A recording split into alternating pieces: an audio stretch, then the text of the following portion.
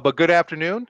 Thanks and welcome to today's informational webinar focused on the 2026-2027 Local Small Structures Improvement Program project solicitation. My name is Merrill Meckler-Hickson. I'm the section chief for WisDOT Local Programs and Finance. And I just want to start by thanking everybody in attendance for your interest in the new LISA program that was authorized as part of the 25-27 Wisconsin biennial budget. Today's webinar has reserved 60 minutes of time for presentations that will cover the recently released project solicitation, program eligibility, application procedures, along with other related information. And we will have a short Q&A session at the very end. If you do have any questions as you're viewing the presentations today, you can submit those questions to the email address that you can see displayed in both in the YouTube text box towards the bottom of the screen and on the screen itself, dot.wi.gov. WisDOT staff will be monitoring the inbox for your questions, and we will address as many as we can during the Q&A portion. However, if we don't get to your specific question during the webinar, don't worry, we will be responding to all questions via email. Next slide. So with me today to provide information on this new initiative are WisDOT Bureau of Structures Director Josh Dietschy and Izzy Schulze, our statewide program manager for the Surface Transportation Program, the Local Bridge Improvement Assistance Program, and this brand new Local Small Structure Improvement Program initiative. Next slide. So as I said, we do have a lot of material to cover this afternoon. So at this point, I want to turn things over to Josh Dietschy, who's going to talk a little bit about exactly what we mean when we say small structures, as well as talk about a little bit about the recent inspection efforts for these small structures. All right, thank you, Merrill. Merrill already introduced me. I am Josh Dietschy, so why don't we just jump into the next slide? So as Merrill indicated, I'm going to start out with just a little bit of background on just how we got to where we are and what are small structures before I turn it back over to him to talk about this improvement program itself. So starting out with a very basic question, what is a bridge? So up on your screen, you see three bridges right now. Most of you know the Golden Gate in the upper left-hand corner there. The one on the right is the Blatnick Bridge, which is currently due to be replaced in just a few years up here, connecting Duluth and Superior, Wisconsin. And the one in the bottom corner there, another small bridge on a local road. But the trick there is that one actually isn't a bridge. So if you skip to the next slide, Izzy. I'll tell you why, because the definition of a bridge is found in the Code of Federal Regulations, and you can go look it up if you're interested in the full definition there. But the key part is that portion that I've got bolded in the middle, that it's got to be 20 feet or longer in order to be defined as a bridge. And why does that matter, Izzy, if you go to the next slide? I guess first you can see that why we worry about this. Bridges and not bridges can look and act very similar. I have two examples up there. Just looking at them, the average person would say yes, they're both a bridge, but the one on the right is longer than 20 feet, so it is technically a bridge. The one on the left is not because it measures under 20 feet. Next slide. Another example here, different type of structure, but similar situation. The one on the right in total measures 24 feet, so over that 20-foot mark. The one on the left is under 20 feet, just 15 feet, so it's under that mark. A different kind of structure, but the same situation. And now if you go to the next slide, we'll talk about why that matters a little bit. So for structures that are under 20 feet, I'll start with those. There's no requirement to document inventory information. There's no requirement for inspections at this point. There's no required to load rate or load post. And maybe most importantly for what we're talking about here today, they are not eligible for the local bridge program. So the funding piece of it, as they deteriorate, there's no funding required. And none of that is true for bridges, those structures over 20 feet. There, excuse me, there are requirements for to document all of those things, and they are eligible for the local bridge program. Next slide. So why does this matter? Well, as most of you are aware in this call, just because they're not bridges, because they're not over 20 feet, doesn't mean that they don't deteriorate under the snow and ice that we see in Wisconsin and don't potentially cause issues like I see there. Most of these photos are a few years old at this point, but just up there to illustrate that, yes, these still do deteriorate and can cause issues as you see there and require that funding to replace it. Next slide. So what are we doing about this? Most of you know at this point in the 23 to 25, so the previous state budget, the legislature provided $12.5 million to basically address this issue. Out of that came state statute 8564, which stated, just as I have there, that the department shall administer a program for counties to inventory and assess the condition of these small structures between greater than 6 feet in length and 20 feet or less. Next slide. So what did we do? Well, as the department, we worked with all the associations that you see there.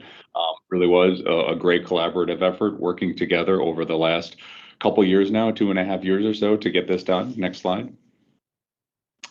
And so I'm going to talk a little bit about the results of what we did and how we did it. So in total, working together, we inventoried, did what the statute said, inventory and inspected over 16,000 structures. 16,755 is the total number of structures that we have in HSIS. And HSIS is our online database that we use to store all of our bridge information, and now we're also using it to store information about these structures as well. And just for reference, to give you a sense of scope of this effort, there's about 14,000 total bridges in the state, so those structures over 20 feet, and about 9,000 local bridges in the state. So these local small structures are, going on double the amount of local bridges in the state. So not an insignificant effort by any means. Next slide.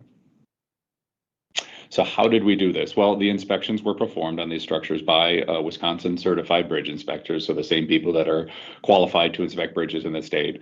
And we used very similar metrics that we use on the bridges, scaled back a little bit. We didn't collect quite as much information as we do for bridges, but still use the same rating scale that you see there. So from a 0 to 9, going from severe to good in condition. Next slide, Izzy.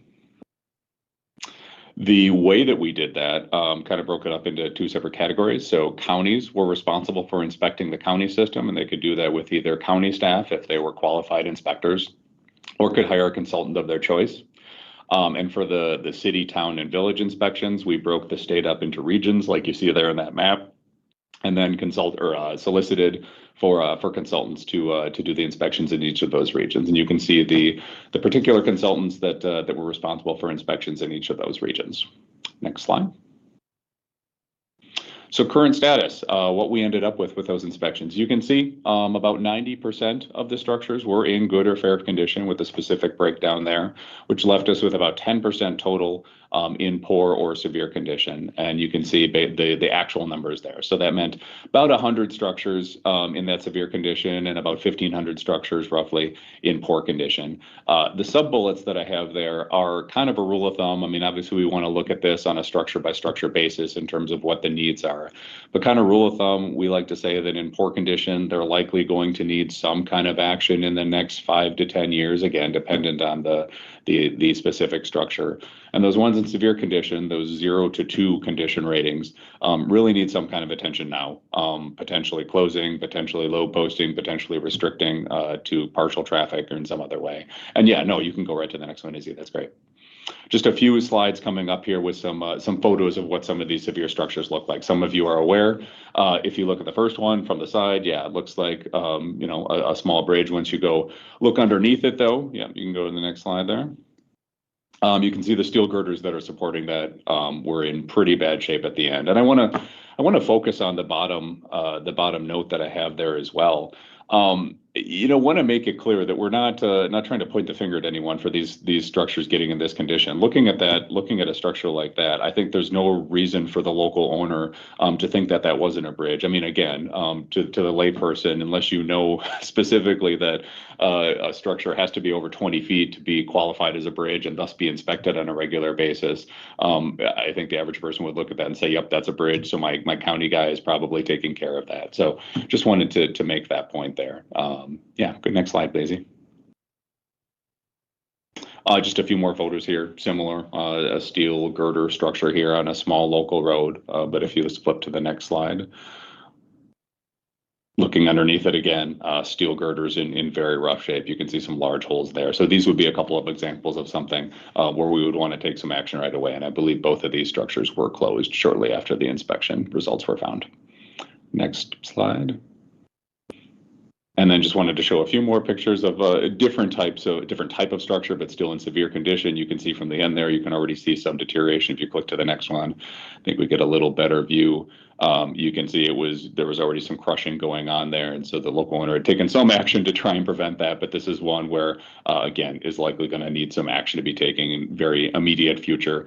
And you can see those braces like that are kind of a temporary solution to keep it from collapsing, but they do tend to collect debris, which just causes more problems of their own.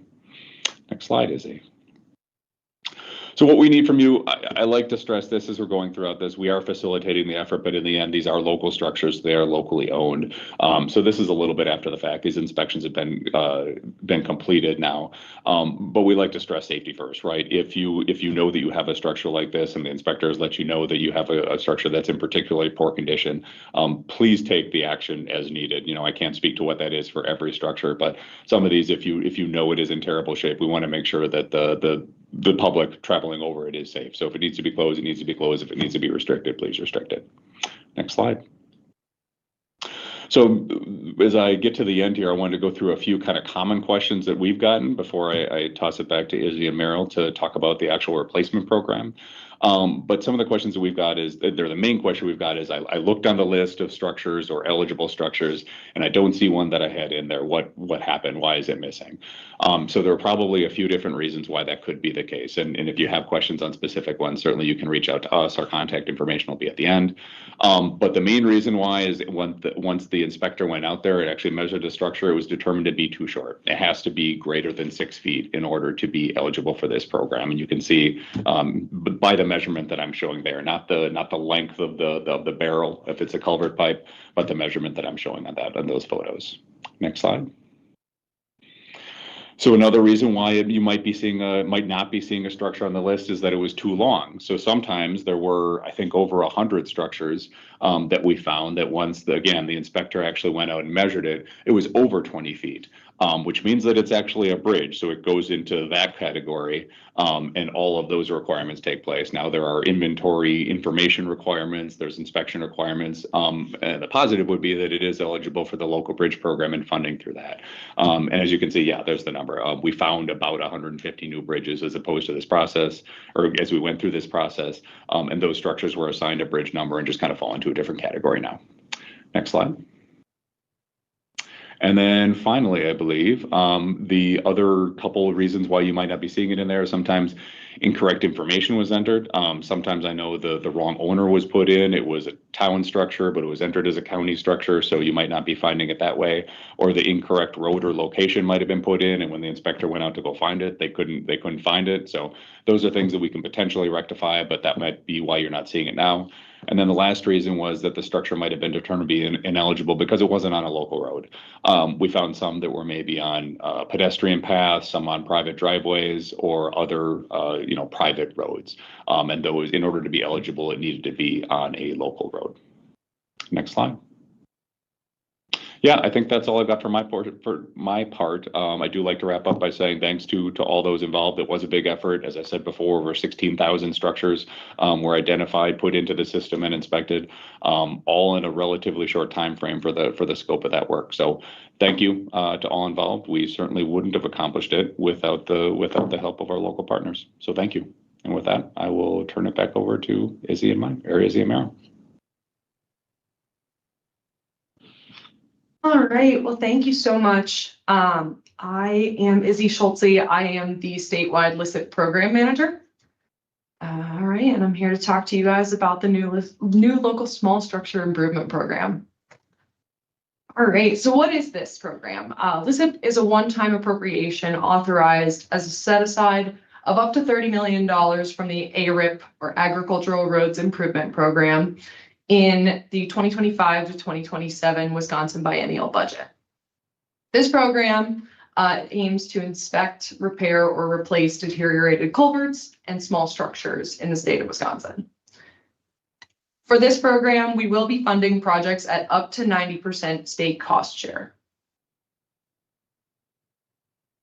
All right, so what are our small structures? As Josh was saying, these are going to be structures that are underneath our roadways that are 20 feet or less in span, but greater than 6 feet in span. So I've included some photo examples as well. All right, for our LICIT proposed development timeline. So as Josh was mentioning, back in and through December of 2025, a culvert inspection inventory was completed. And as of February 3rd of this year, our LISIP application materials were released. So those materials are currently live, and we are currently accepting applications through 5 p.m. on May 1st of 2026.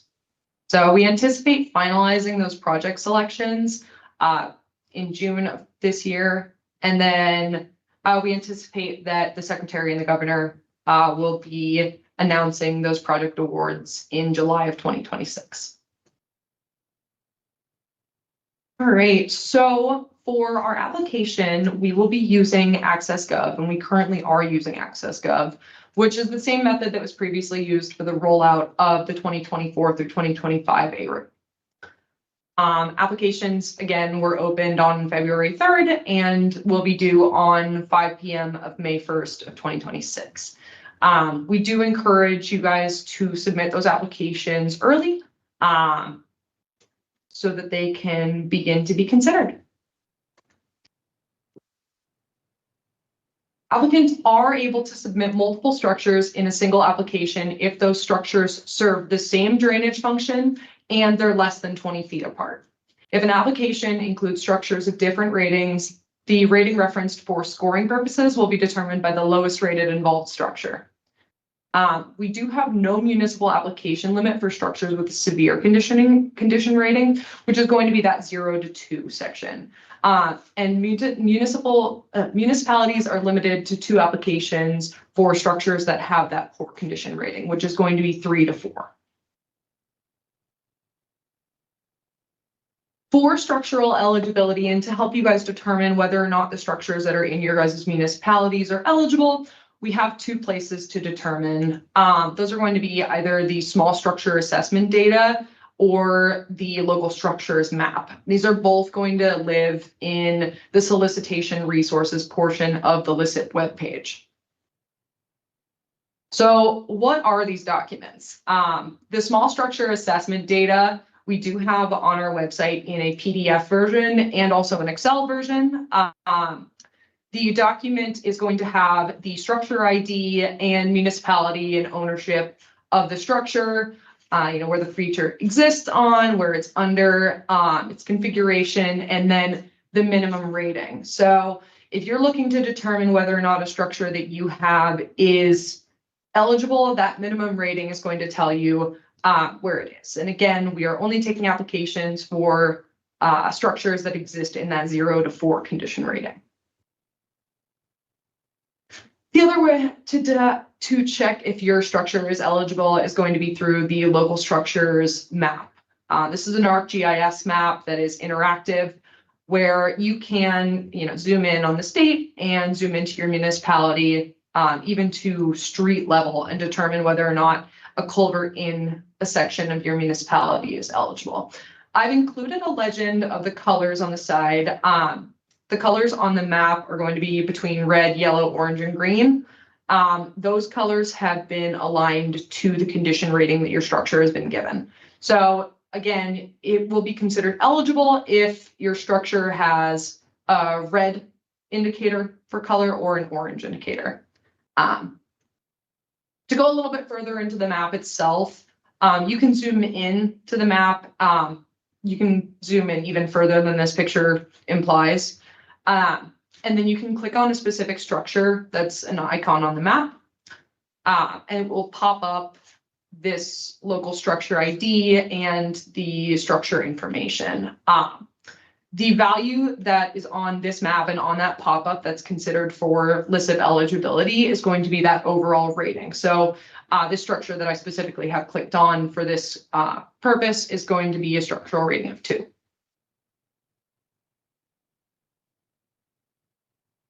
All right, in terms of project eligibility, small structures that are structures underneath the roadway that are 20 feet or less in span, but greater than 6 feet in span are considered eligible for LISIP. We do expect that some of the small structures awarded under this program will extend beyond 20 feet after the improvement has been completed. And that is considered acceptable. Those are design purposes that we will take into account. Again, if the newly constructed bridge does extend beyond 20 feet, that bridge is going to be subject to all state and federal requirements for bridges. Eligibility for this program specifically is going to be determined by the length of the structure prior to the improvement. Our second eligibility mark is that small structures that are part of a storm sewer are not eligible for LICIT. The small structures involved in this project must have a condition rating of 4 or lower, which is going to be that poor to severe section. And that condition rating has been determined by a certified bridge inspector. In order to be considered for an award, a sponsor must submit an application to our system. The project sponsor must be the owner of the small structure involved in the project, and the project sponsor must be a local unit of government.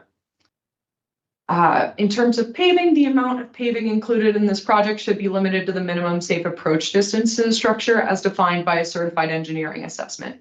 Any additional distance from that minimum safe approach distance is going to be 100% the responsibility of the local sponsor. Sponsors, we do encourage you to ensure that your cost estimate only reflects eligible approach work. And then the construction project to improve your structure should have a minimum projected design life of 10 years. As a note, all applicable statutory requirements and WisDOT policy will apply to the LICIT program. For our project ranking purposes, we'll be using the following methodology for the rating and ranking of received applications. So first, we'll be considering the numeric structure condition rating on the Bureau of Structures inspection report. All eligible structures that receive the most severe rating would be awarded prior to a selection proceeding to the next condition rating. So we'll start at 0 and move through 1s, 2s, 3s, and 4s. When we reach a numeric rating where the number of structures outstrips the remaining available funding, priority will be given to the structures located in counties that have not received awards to ensure the most equitable geographic distribution of those awards. Once all counties with valid applications have received an award, priority is going to be given to structures on sole access roadways. And then the next level of priority will be structures that are causing weight restrictions or closures. Next level of priority is given to structures that are serving a higher functional class of roadway. And then in the event an additional tiebreaker is needed, priority is going to be given to structures located in municipality types that received a low proportion of awards to ensure, that more equitable distribution of awards between counties, towns, and cities, villages. All right. I'm going to give a walkthrough of the application form. So in order to access the application, you'll have to go to the WisDOT LICIT webpage, and then you'll scroll down to our solicitation resources table. Under that, we do have the Access Gov resource, which is going to be the very bottom portion of the table, and you'll go ahead and click on that link. From there, the Access Gov application will be pulled up, and it'll ask you to review the introduction page, which is going to be eligibility requirements, deadline, and application tips. You'll then continue through the application where it will ask you to log in to start the form. In order to fill out one of these applications, you are going to need to fill out an Access Gov user form. You'll need to be a public user to create an application. So you'll go ahead and select the public user. And then if you do have a My Wisconsin ID, you'll go ahead and you'll fill in your email address and you'll press next. If you don't have a My Wisconsin ID, you'll select the sign up link at the bottom of the pop-up and you'll follow instructions to create a My Wisconsin ID. And after creating that ID, you'll come back to this page and you'll complete those steps above. From there, you're going to fill in sponsor details. So the sponsor information should reflect the owner of the structure, but the application, again, can be filled out by a consultant if necessary. So you'll go through the information on there and you'll give sponsor information and contact information for the project. From there, you'll fill in structure and roadway details. Again, this information will be verified prior to award. And please note that all roadway functional classifications are eligible to apply for funding through LISIP.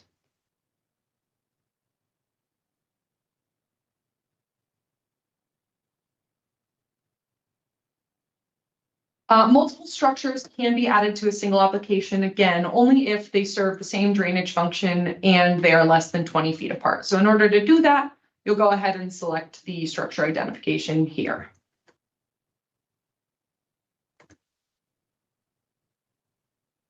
From there, you'll fill in the estimated project cost, and then you'll select next.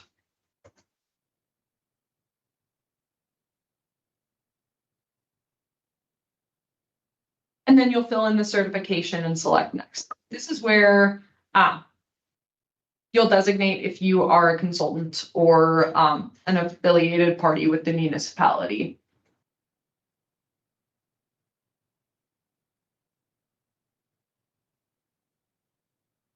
From here, you'll review the information that you filled out on your application and you'll press submit.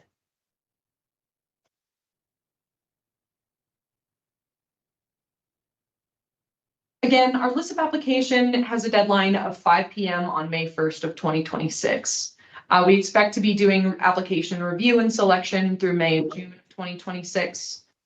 And award announcements will be in July of 2026.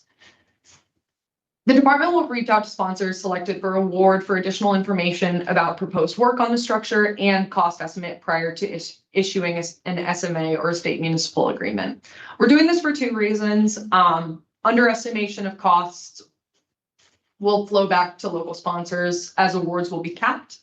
And then overestimation of costs will prevent us from efficiently using those programs as funding is committed to those projects where it's actually not needed for repairs. So we do request that you make your cost estimate in this as accurate as possible. All right, and I will move on to our question slide now. Meryl, I'll turn the microphone over to you.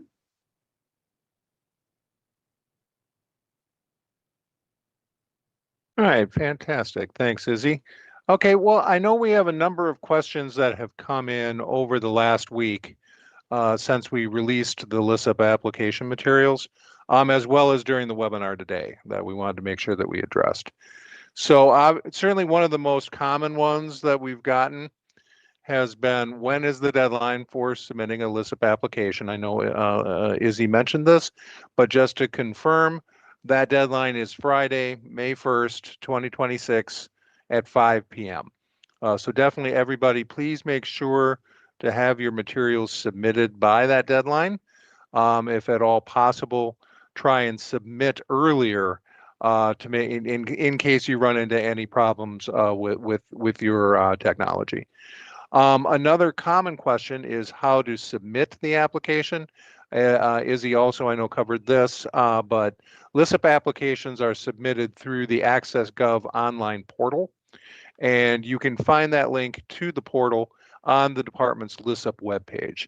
As you fill that application out online, you'll need to provide your local government contact information, an understanding of the structure location and its rating, as well as an accurate estimation of the project costs prior to final submission of your LISIP application.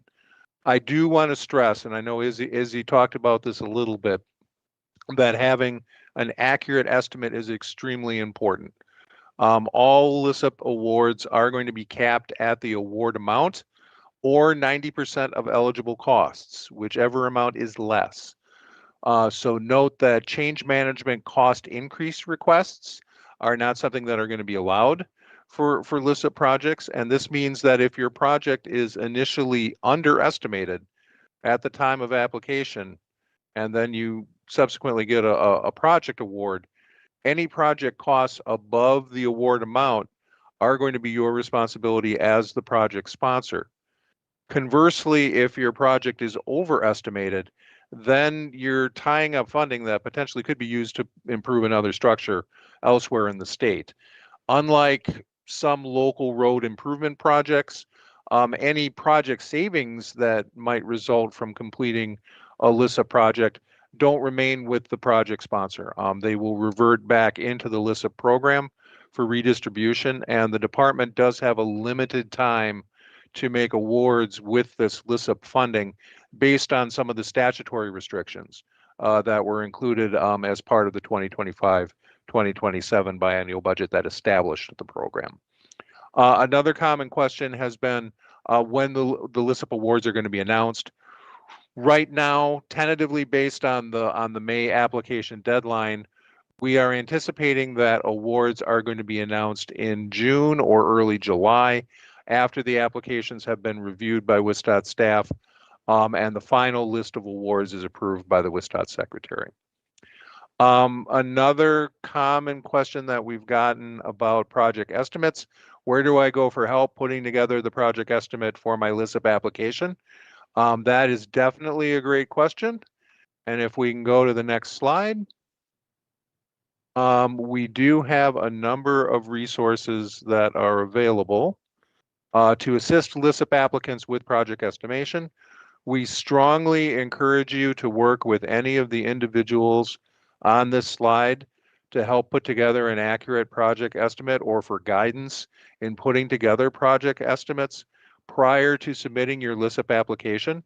As you can see, the first contact there is LISIP manager Izzy Schultze. Also Dave Bonzak, the structures maintenance chief, who is with us today. My contact information, and then Andy Bill, who is the director of the Wisconsin Local Technical Assistance Program. Don't worry about rushing to write all of these down. We will be making both a recording of this presentation and a copy of the presentation slides available on the LISIP webpage shortly after the conclusion of today's event. Dave, I don't know if either you or Josh, would want to jump in and talk a little bit about, the importance of project scoping, the importance of getting an accurate project estimate, and really why it's so critical and why we are spending a little bit of time talking about it here at the end. Yeah, I mean, I think you covered the main reason. For the purposes of the local owner or to benefit the local owner, you certainly don't want to come up with an estimate that's going to undershoot what you need, because we want to reimburse you for what the structure costs. And as Meryl said, conversely, we really want to avoid estimates that are way overkill, that are multiple times what the project is actually going to cost, just for the reason Meryl said, that we want these funds to do as much good as possible, to cover as many projects as possible. So with that, yeah, we would really encourage you to work with either the contacts on the screen to develop those estimates as accurately as possible, or I know a number of you have engineering consultants or even engineering staff in-house that you work with regularly to help develop these kinds of things, similar to you would with the LRIP or ARIC program. I think those are all appropriate resources to use.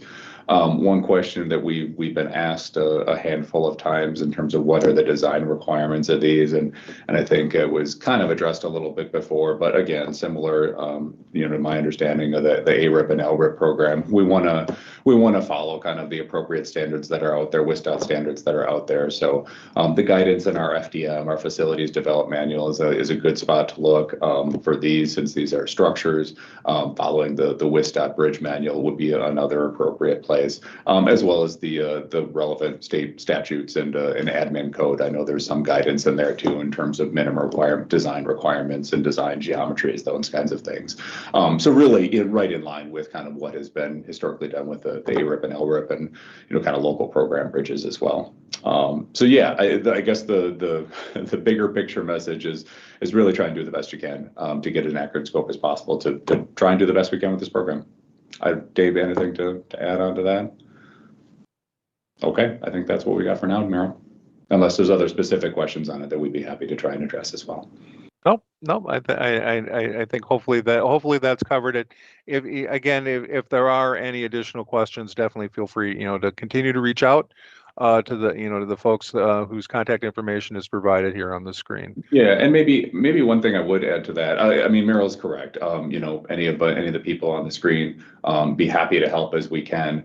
Speaking to our resources, Bureau Structures resources specifically, Dave is a great contact if you have questions about some of the things related to the structure specifically. Like I was mentioning before, if there's a structure that you think should be on the list but isn't on the list, if you have questions about the condition ratings, or you have a question on things directly related to the structure, can definitely help out with those. I think we were going to try and direct, if you had questions on developing an engineering estimate or things of that nature, Andrea Bill might be a more appropriate contact there. I mean, you can kind of copy us both and we might be able to help out. But just resourcing wise, I think they have more of the ability to do that than for us to help scope individual process or individual projects. So just a little caveat there.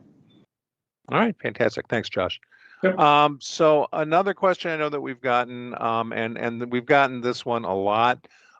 Is there any restriction on eligible roadway functional classification types in the LISA program, like there is in the ARIP program? As some of the folks who are on the call, likely know, the ARIP program, the LRIP program, there are restrictions to lower functionally classed roadways like minor collectors and local roads.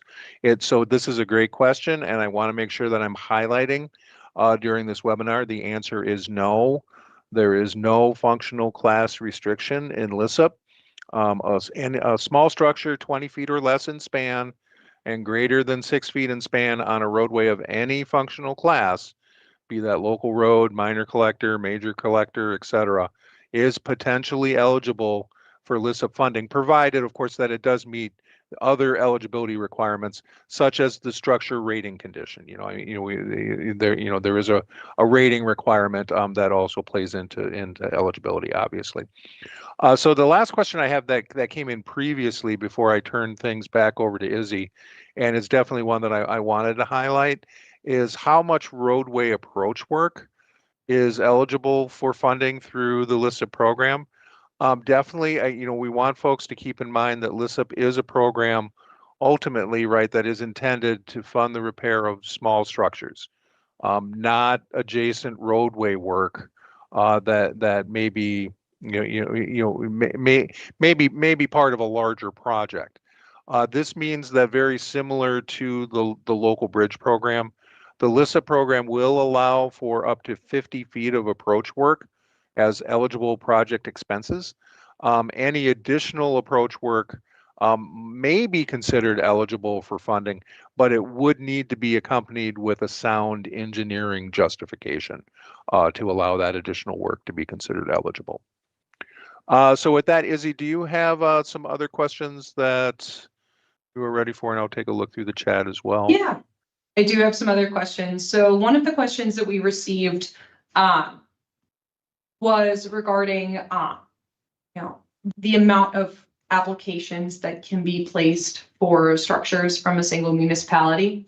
So it was phrased as, if we as a municipality have 4 structures that qualify for LISIP, how do you recommend we submit those structures? So again, if your structures that qualify exist on these within 20 feet of each other, and they have I believe the same flow for water purposes, or for water purposes, as long as they have that under 20 feet restriction, you can apply for multiple structures within the same application. However, if you qualify for multiple structures, we do ask, if they are not under 20 feet apart from each other, we do ask that you apply for them on a single application basis. And again, we do, for municipality, for structures that are 3 and 4 rated, municipalities are able to apply for up to 2 of those structures. And then for 0 to 2 ratings, you can apply for as many of them as you prefer. And if you do have a structure that is longer, that will require a structure that is longer than 20 feet, but currently does fit into eligibility with this program, that's considered acceptable as well. as long as the starting structure is under 20 feet and above 6 feet.